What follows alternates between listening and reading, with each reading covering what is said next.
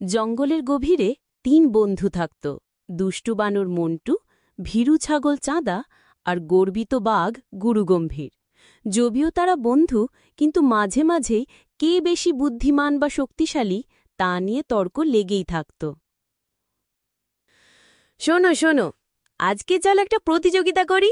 দেখা যাক কে জঙ্গলে সবচেয়ে ভালো কলা খুঁজে আনতে পারে। আরে, কিন্তু আমি তো গাছে উঠতে পারি না। হা হা হা! প্রতিযোগিতা করবি আমার সাথে? আমি জঙ্গলের রাজা, কলা নিজে থেকেই এসে আমার থাবায় পড়বে। তাহলে ঠিক আছে, ৩ জন আলাদা পথে যাব, আর যে আগে কলা আইনে আনবে সেই জিতবে। বর্ণনাকারী ৩ জন আলাদা পথে রওনা দিল। মন্টু লাফাতে লাফাতে গাছের ডালে উঠে পড়ল। কিছু দূরে গিয়ে দেখতে পেল এক বড় গাছ ভর্তি সোনালি কলা। সে এক লাফে ডালে উঠে একটা কলা ছিঁড়ল। কলা তো পেয়েই গেলাম, কিন্তু একটু মজা না করলে প্রতিযোগিতা জমবে কেন? বর্ণনাকারী সে চুপি চুপি চাঁদার পাথে গিয়ে কলাটা তার ঝুড়িতে রেখে দিল। আরে, এ কি? আমার ঝুড়িতে কলা! বা, আমি তো কিছু না করেই জিতে গেলাম নাকি? এদিকে গুরুগম্ভীর বাঘ কলা খুঁজে না পেয়ে বিরক্ত হচ্ছিল। সে ভাবছিল, আমি বাঘ, আমাকে তো শিকার করতে হয়, কলা খুঁজতে নয়। কিন্তু হঠাৎ সে দেখতে পেল মন্টু আর চাঁদা হাসাহাসি করছে।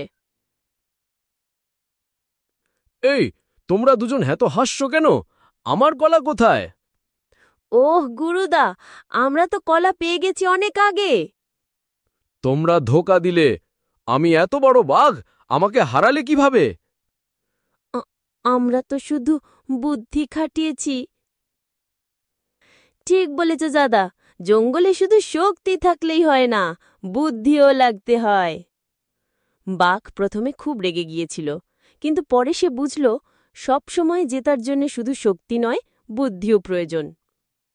ঠিক আছে ঠিক আছে, আজ থেকে আমি শুধু থাবা নয়, মাথাও ব্যবহার করব। এই তো, এখন চল সবাই মিলে কলা খাই। হ্যাঁ, কিন্তু মন্টু, এবার যেন আমায় ধোঁকা না দিস। দেখাই যাবে। বর্ণনাকারী ৩ জন হাসতে হাসতে একসাথে কলা খেল, আর সেদিনের পর থেকে তাদের বন্ধুত্ব আরও গভীর হল। জঙ্গল জুড়ে ছড়িয়ে পড়ল শক্তি ভালো, কিন্তু বুদ্ধি তার চেয়ে শক্তিশালী। এভাবে গল্প শেষ। বন্ধুরা, গল্প যদি ভালো লেগে থাকে তাহলে গল্পকথা চ্যানেলটা সাবস্ক্রাইব করো আর লাইক দিয়ে কমেন্টে জানাও তোমাদের প্রিয় চরিত্র কে ছিল। আমি বাজি ধরে বলতে পারি, তোমরা আমার পক্ষেই ভোট দেবে। আরে না, আমার সরলতা সবার ভালো লাগবে। আমি তো বাঘ, আমাকেই সবাই বেছে নেবে।